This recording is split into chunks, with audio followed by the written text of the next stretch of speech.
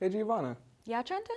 do you know about the inspirational quote? It's about the journey, not the destination. Totally. It's meant to inspire people to focus on the present. Exactly. But today, it's all about the destination, space.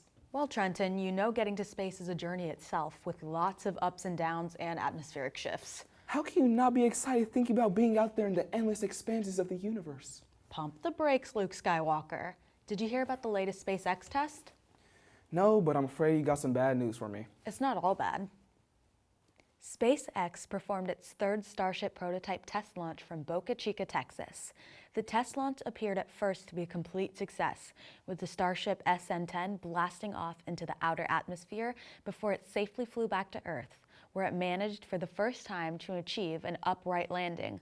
Unfortunately, less than 10 minutes later, the SN-10 exploded into a massive fireball, just as its predecessors before, the SN-8 and the SN-9 respectively.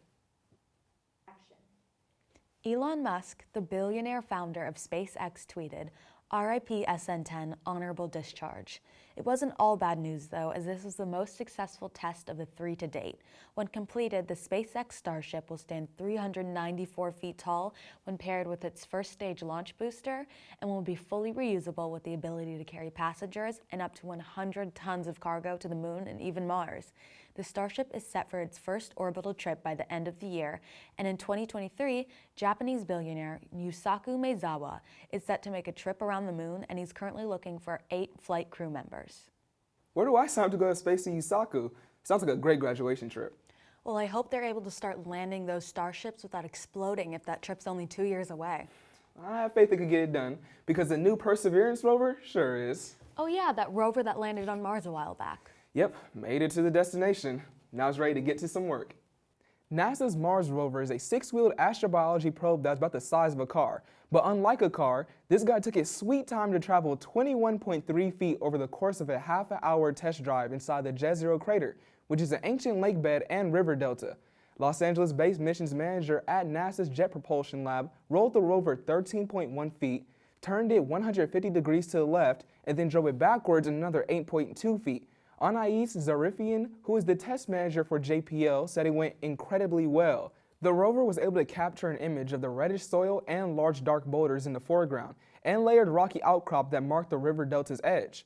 So far, the Perseverance and its hardware are working according to plan, but the team still has some more equipment checks to run before sending it on a more lengthy trip, including a robotic arm and drill settings that will help it collect rock samples and search for fossils of microbial life. That's pretty cool, but also sounds like part of the journey. Yes, but they're already in space, so now it's about doing space stuff. Right. Well, I've got another part of the journey to space for you. Ooh, I can't handle another explosion. Don't worry, this is only minor. Whew. NASA has had to push back the launch of the next crew heading to the International Space Station by 2 more days to April 22nd. The original launch date was meant to be in late March, but in late January it was pushed to April 20th. This is only the second operational NASA crew, known as Crew 2, to travel to the station aboard the privately owned SpaceX Falcon 9 rocket tipped with the Crew Dragon capsule. The reason for the delay is to keep sleep shifting for the crews of astronauts to a minimum, and the fact that flight times are driven by orbital mechanics, which is very complicated, but for TLDR, too long didn't read, it has to do with a series of loops or orbits that propel the ship on its journey towards the International Space Station, which is always moving. It's not like a bus that comes every 20 minutes, it's like trying to catch a bus that's always on the go. Once they finally arrive, they will join the first SpaceX crew, Crew 1, where they will remain in orbit for 6 months, and Crew 1 will return home in early May. Well, I hope they don't push back any further, or there won't be anyone to greet them at the door. I don't know if they can leave the space station unmanned. Who would water the plants? Speaking of water, do you know that scientists have found a super-Earth? Super Earth? So it's covered in water like our Earth, but bigger and better. Not even a little bit. Huh? Let me explain. A planet called Glise 486b is classified as a super-Earth, which means it's bigger than our planet, but not nearly as big as planets like Neptune and Uranus. It's an exoplanet, meaning that it orbits a star that is not the Sun. Scientists have discovered more than 4,300 exoplanets. Some are rocky like Earth. These are the types that could support life, and others are giant gas planets like Jupiter and Saturn, which cannot. Glise 486b is located only approximately 26 light years away, making one of the nearest exoplanets to Earth. It orbits a red dwarf star that is smaller, cooler, and less luminous than our Sun.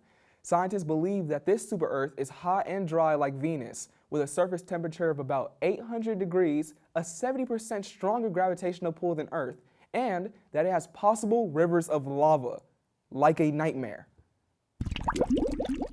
The physical traits and location of Glise 486b makes it perfect for exploration using the next generation of spaceborne and ground-based telescopes, like the James Webb Space Telescope that NASA is slated to launch in October. These could provide data to analyze atmospheres on other exoplanets, including ones that support life. It is unclear if Glise 486b has an atmosphere because it orbits so close to its star, and as a result, might burn away the gases that create an atmosphere. But scientists believe that the planet's very strong gravitational pull might keep the atmosphere intact.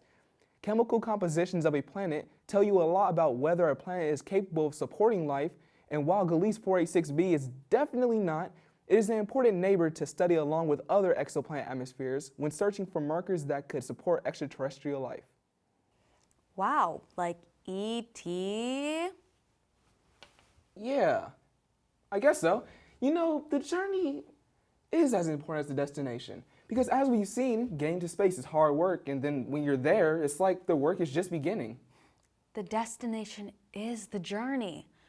It's almost like it's an infinite loop. Giovanna, are you okay? I think I'm too young to be having such an existential moment.